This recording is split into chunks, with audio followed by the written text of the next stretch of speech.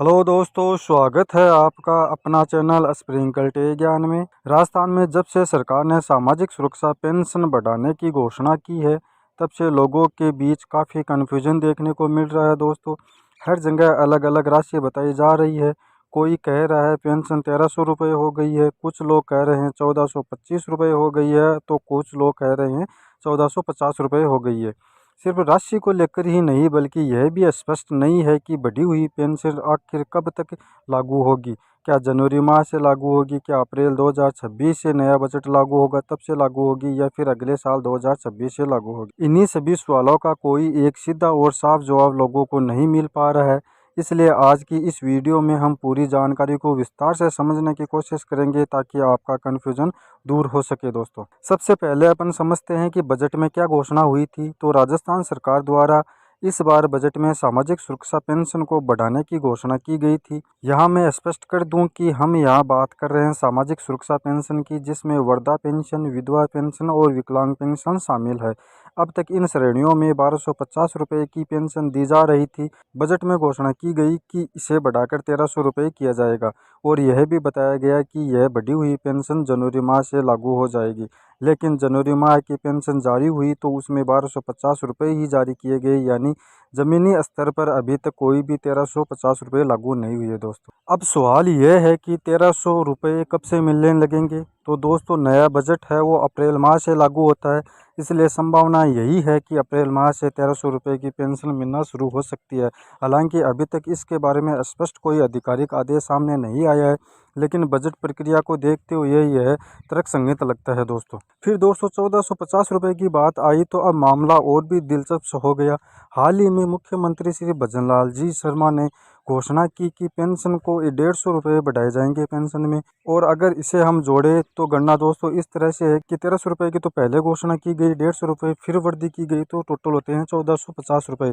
यानी कुल मिलाकर 1450 रुपये की पेंशन की बात हो रही है दोस्तों। लेकिन दोस्तों, जो 1425 रुपये की बात चल रही है, तो 1425 रुपये की तो कहीं पर भी बढ़ोतरी नहीं दिखाई दे रही कि 125 रुपये की, ना तो 125 रुपये की बढ़ोतरी दिखाई गई है, और ना ही दोस्तों 1425 रुपये की कहीं पर बात हुई है दोस्तों। अब दोस्तों, जो 1450 रुपये है, क्या अपन को इसी साल मिलने लगेंगे? तो दोस्तों, ये सबसे बड़ा सवाल है कि जो 1450 रुपये की पेंशन है वो अपन को इसी साल है वो मिलना शुरू हो जाएगी। जहाँ तक दोस्तों हमें जानकारी मिली है और समाचार में जो प्रकाशित हुआ है, उसमें लिखा है कि यह प्रावधान अगले वित्त वर्ष से प्रभावी होगा। अगर हम अगले वित्त वर्ष की बात करें तो इसका मतलब आमतौर पर अगले साल से लिया जाता है दोस्तों। कुछ लोग यह भी कह रहे हैं कि अगले वित्त वर्ष से मतलब अप्रैल 2026 से शुरू होने वाले वित्त वर्ष 2026-27 से है। लेकिन मेरी व्यक्तिगत अनुभव और समझ के अनुसार दोस्तों, सरकार एक ही वर्ष में 2 बार पेंशन वृद्धि लागू करने की संभावना कम ही रखती है। इसलिए ऐसा लग रहा है